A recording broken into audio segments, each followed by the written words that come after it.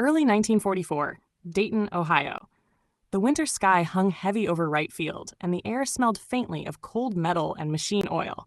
On the tarmac, a P-51B Mustang sat poised like a predator, ready to pounce. Its polished aluminum frame reflected the pale sunlight, revealing every rivet and seam engineered for speed and endurance. Inside the cockpit, a test pilot's hands gripped the throttle, knuckles white, as he prepared to push the aircraft beyond limits that had defined fighter performance for years. Today was no ordinary flight. Today, he was about to test a secret development in aviation fuel, was a chemical innovation that would redefine the rules of aerial combat and alter the fate of the war in Europe. The Mustang's engine rumbled to life, the V1650 Merlin vibrating under the pilot's seat like a living creature. Normally, wartime regulations limited the throttle to standard emergency power settings, but the experimental fuel flowing through the Mustang's lines allowed for something extraordinary. The pilot eased the aircraft into the taxiway, the propeller slicing the air, and then advanced the throttle past the conventional limits. The engine's roar escalated into a furious symphony as boost pressure climbed to 75 inches of mercury, a setting previously considered too dangerous for extended flight. Yet the aircraft remained stable, responsive, alive. This was grade 150 aviation gasoline, a high-octane marvel dyed purple for easy identification, the product of years of meticulous experimentation by American and British chemists who had worked quietly while the world burned elsewhere. As the Mustang lifted into the crisp air, its speedometer rose steadily. Numbers flickered past markers that had once represented the pinnacle of Allied aviation achievement. At 25,000 feet, the needle steadied at 448 miles per hour. Engineers on the ground, watching instruments and listening to the crackle of radio reports, exchanged incredulous glances. This was not incremental progress. It was a leap forward so vast that it would render obsolete the assumptions the Luftwaffe had held about American fighters for years. The revolution was chemical, not mechanical. The Mustang's airframe had not changed. Neither had its wings, control surfaces, or structural design. What had changed was the fuel flowing through its veins, the lifeblood of the engine, enabling it to perform feats that even the most skilled German pilots could not anticipate. The Luftwaffe relied heavily on synthetic fuels derived from coal, B4 rated at 91 octane, or the premium C3 used in BMW 801-powered Focke-Wulf 190s and select Messerschmitt variants. While C3 could approximate 130-grade fuel, it was produced in limited quantities, rationed carefully, and available only to select units. By contrast, American refineries had mastered the industrial-scale production of aviation gasoline with a performance number of 150, a fuel that allowed pilots to push their aircraft to unprecedented speeds without fear of engine detonation. To understand why this fuel was revolutionary, one must first understand the science behind octane. Internal combustion engines work by compressing a mixture of air and fuel within the cylinder, then igniting it with a spark. If the fuel ignites prematurely due to compression-induced heat, it causes uncontrolled detonation, which produces shock waves capable of shattering engine components. Higher octane fuel resists this premature ignition, allowing engineers to increase compression ratios and extract more horsepower per combustion cycle. For pilots, more horsepower meant higher maximum speeds, faster climb rates, and operational ceilings that German engineers and tacticians believed were unreachable. By 1940, American aviation fuel production had focused on 87-octane gasoline. Adequate for civilian aircraft and early military trainers, it was woefully insufficient for high-performance combat aircraft. British aviation, facing the Luftwaffe's devastating raids in 1940, collaborated with American oil companies to develop 100-octane fuel. The difference was immediately evident. Spitfires and Hurricanes, powered by engines running on 100-octane, experienced a 30 to 40 mile per hour speed increase at altitude, and climb rates improved by 500 to 1,000 feet per minute. German pilots who had enjoyed superior performance suddenly found themselves on even footing. The introduction of 130-grade fuel represented the next step in Allied aviation dominance. This fuel powered Merlins in Spitfires and Mustangs, Allisons in P-38 Lightnings, and the Pratt & Whitney R-2800 radials in P-47 Thunderbolts. Production was scaled rapidly under the direction of General James Doolittle, who had spent the 1930s lobbying both military and industry to prioritize high-octane fuel development. By 1943, 17 refineries were producing high-octane gasoline using the catalytic cracking process, refined by French immigrant engineer Eugene Houdry. Millions of gallons flowed monthly, enough to fuel bomber offensives over Germany and the growing fighter units that protected them. German production, hampered by the slow and resource-intensive coal-to-fuel process, could not compete. Most German fighters flew on B4 fuel at 91 octane. Only a fraction had access to C3, roughly equivalent to Allied 130-grade fuel, and even then, in extremely limited amounts. The principle behind high-octane performance is deceptively simple. Octane ratings indicate resistance to detonation. Higher compression ratios allow more energy to be extracted per cycle, but only if the fuel can withstand the pressure. Performance numbers go further, showing how much better the fuel resists detonation compared to pure iso-octane.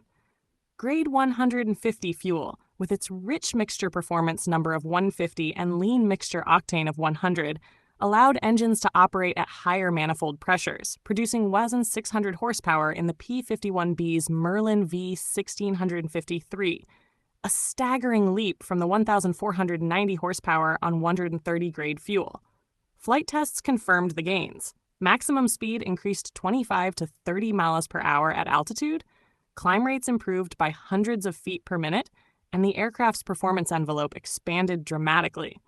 Remarkably, none of these improvements required alterations to the Mustang itself. The aircraft remained identical in structure. It was the chemical power flowing through its lines that transformed it into a superior fighter.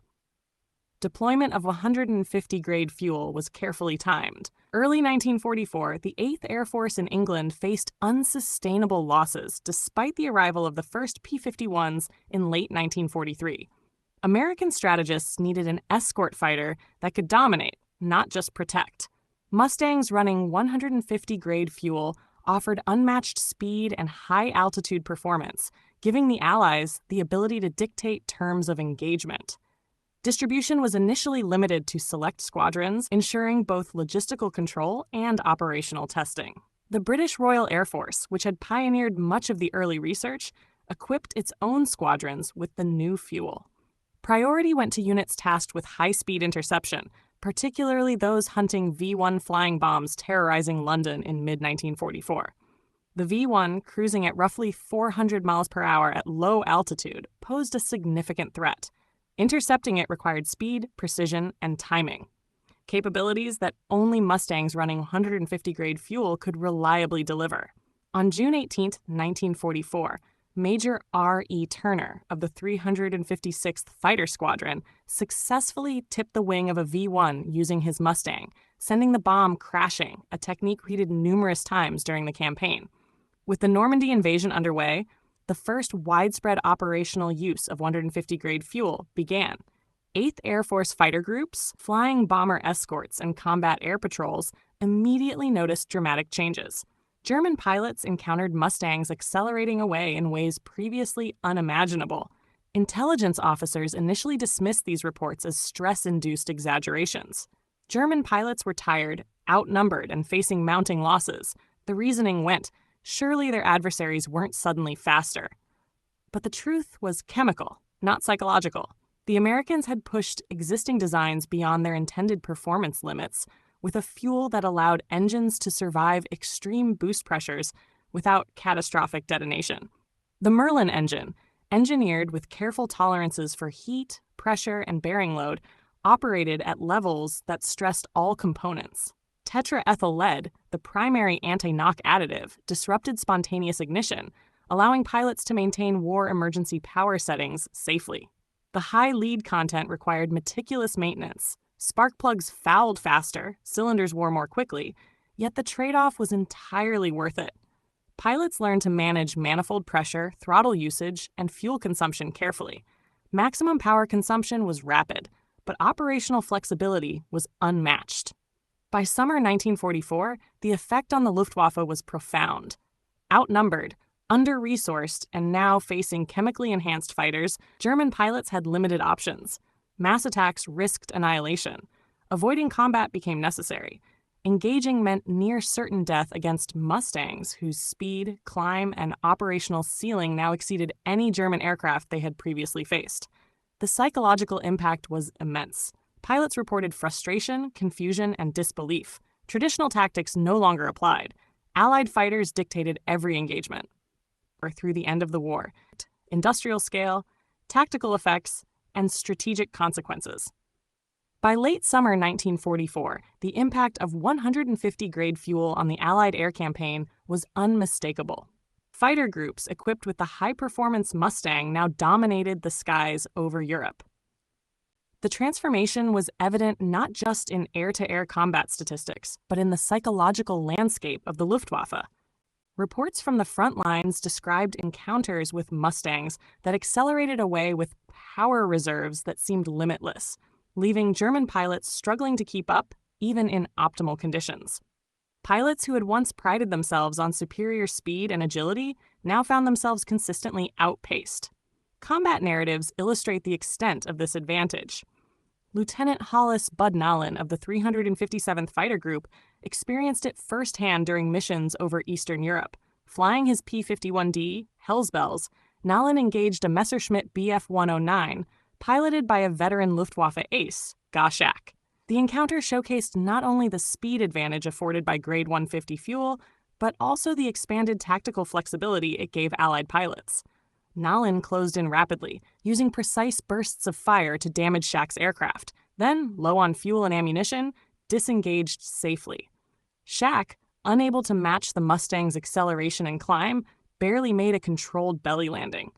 This engagement was repeated across multiple encounters. German fighters that had once relied on burst and escape tactics now found themselves trapped by aircraft that could both pursue relentlessly and disengage at will. The effects of this chemical advantage extended beyond individual dogfights. The 8th Air Force, tasked with strategic daylight bombing over Germany, suffered unsustainable losses before the introduction of 150-grade fuel.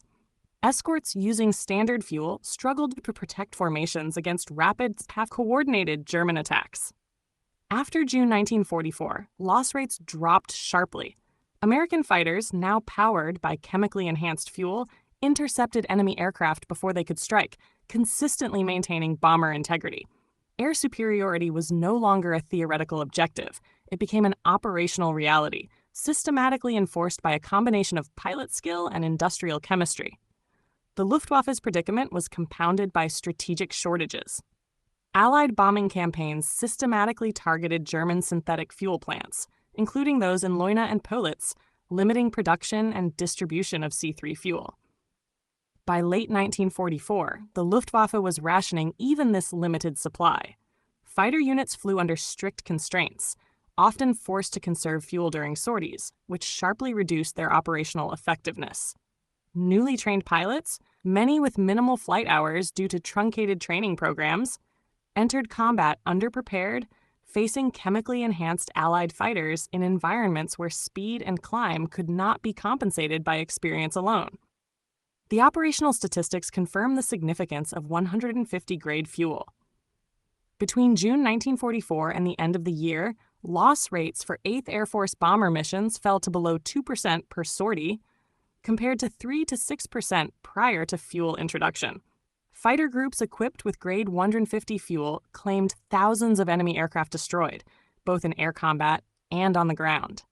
The German pilot corps, already weakened by attrition on the Eastern Front, faced losses that could not be replenished.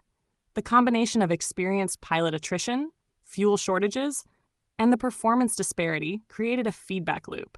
As German losses mounted, remaining units faced increasingly insurmountable odds, further degrading morale and combat capability. Technical analysis of Grade 150 fuel demonstrates why it created such a decisive edge. The fuel's lean mixture octane rating of 100 allowed for efficient cruise, maximizing range during escort missions. The rich mixture performance number of 150 enabled extreme power settings without risking engine detonation, pushing the V1650 Merlin engine to unprecedented output. Pilots could climb, dive, and accelerate with confidence that the chemical properties of their fuel would sustain these operations. Ground crews, trained to handle the highly toxic tetraethyl lead additive, maintained engines carefully, replacing spark plugs more frequently and inspecting cylinders meticulously, ensuring that the performance gains were consistently available without catastrophic failures. The cumulative effect on Luftwaffe tactics was profound. German pilots had previously relied on hit-and-run tactics, using superior speed at altitude or dive acceleration to engage Allied formations and disengage safely. With the introduction of 150-grade fuel, these tactics were no longer viable. Mustangs could accelerate to intercept, climb to optimal positions, and maintain sustained engagement without fear of detonation limits. German formations attempting to evade or regroup found themselves constantly pressured, often forced into disadvantageous positions. Even the most skilled aces, trained on the faster aircraft of earlier years, struggled to adapt. Strategically, the fuel advantage reinforced the broader Allied industrial and numerical superiority. American refineries produced millions of gallons monthly, enough to fuel bomber campaigns, escort fighter operations, and training missions simultaneously. The RAF, utilizing the same grade 150 fuel, reported similar improvements in speed and climb performance across Spitfires, Tempests, and Mustang variants. Intercept missions against V-1 flying bombs, which had previously strained aircraft and pilots, now succeeded with remarkable consistency. Between June and September 1944, RAF Tempests accounted for hundreds of V-1 shootdowns, with aces such as Joseph Bry, Remy van Leerde, and Roland Beaumont leading the effort. Beyond combat statistics, the psychological impact was equally significant. Luftwaffe pilots reported encounters with Mustangs that performed as if they had an extra measure of power. Intelligence officers initially dismissed these accounts as exaggeration, but systematic observation confirmed the trend. Pilots faced aircraft capable of sustained high-speed maneuvering, climbing at rates that outpaced previous German benchmarks, and intercepting bombers or ground targets with unprecedented precision. The operational margin granted by 150-grade fuel allowed Allied pilots to approach missions aggressively, take calculated risks, and exploit enemy vulnerabilities with confidence.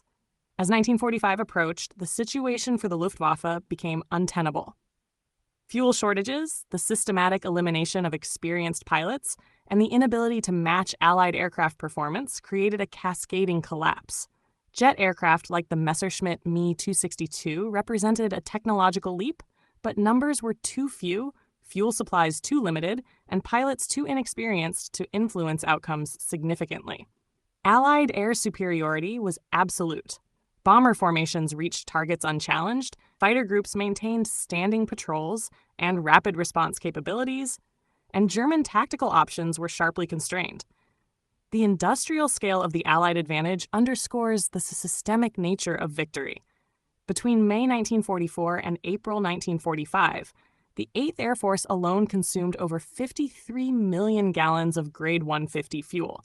Allied refineries collectively produced hundreds of millions of gallons. Each gallon represented a triumph of chemical engineering, logistics, and production. Refined crude, carefully blended with tetraethyl lead and aromatic hydrocarbons, quality tested, transported to secure airfields, and distributed to operational squadrons. This production scale allowed operational flexibility, repeated missions, and rapid replacement of aircraft losses, capabilities the Luftwaffe could not match. Combat reports from early 1945 show the operational dominance of Allied forces. German fighters rarely challenged formations effectively, and when they did, losses were severe. By April 1945, Allied sorties over Germany often encountered no aerial opposition. The Luftwaffe's remaining aircraft, when flown, were constrained by fuel rationing, limiting mission duration and combat effectiveness. Experienced pilots were gone. Replacements had minimal training. Jet technology was emerging too late to offset systemic disadvantages. Allied industrial capacity, combined with superior fuel and operational tactics, rendered resistance largely symbolic. 150-grade fuel, though not solely responsible for victory, was a decisive factor. It transformed existing aircraft into machines capable of outperforming anything Germany could deploy, enhanced pilot confidence, and integrated seamlessly into operational planning. The purple-dyed fuel became an invisible weapon, enabling the Mustang to dictate engagements, pursue or disengage at will, and impose strategic control over the airspace. Speed, climb rate, and operational flexibility, all augmented chemically, became force multipliers in the hands of experienced pilots. By the surrender of Germany on May 8, 1945, the air war over Europe had ended with absolute Allied air supremacy. The P-51 Mustangs that had flown over Berlin in early 1944 were transformed by 1945 into aircraft with chemical advantages that rendered them near untouchable. The lessons were clear. Technological innovation, industrial capacity, and the integration of chemical engineering into combat operations could decisively shape outcomes. The war in the air had been won not just by pilots, aircraft design, or training, but by the cumulative effect of superior fuel, industrial infrastructure, and the meticulous work of scientists and engineers far from the front lines. The story of 150-grade fuel highlights the interplay of chemistry, engineering, and strategy. It demonstrates how a carefully engineered substance, seemingly mundane, could redefine tactical possibilities, alter combat outcomes, and contribute to the collapse of one of history's most formidable air forces. Every P-51 Mustang flight, every climb, acceleration, and intercept mission was a testament to the vision of fuel chemists who had never flown a sortie, but whose work defined victory. The purple liquid pumped into fighter tanks became as critical to air supremacy as bombs, bullets, and wings, a silent, invisible instrument of strategic dominance. The conclusion is both technical and historical. Allied fighters' speed, climb, and operational ceiling, amplified by chemically enhanced fuel, denied German pilots the ability to control engagements, respond to threats, or operate effectively. American and British industrial capacity ensured that these advantages could be sustained, scaled, and integrated into operational doctrine. By the spring of 1945, the Luftwaffe had ceased to exist as a coherent force. Remaining aircraft and pilots were limited by fuel shortages, inexperience, and a tactical environment dominated by chemically enhanced Mustangs. In the end, the tale of grade 150 fuel is a reminder that victory in war is often determined by the accumulation of small advantages, carefully engineered and strategically deployed. The P-51 Mustang's exceptional performance in 1945 was not merely a function of its airframe or the skill of its pilots, but of a purple-colored fuel that allowed the aircraft to exceed every expectation, creating a margin of superiority that Germany could not overcome. This combination of chemical innovation, industrial might, and strategic foresight shaped the skies of Europe and helped bring the Second World War to its decisive conclusion.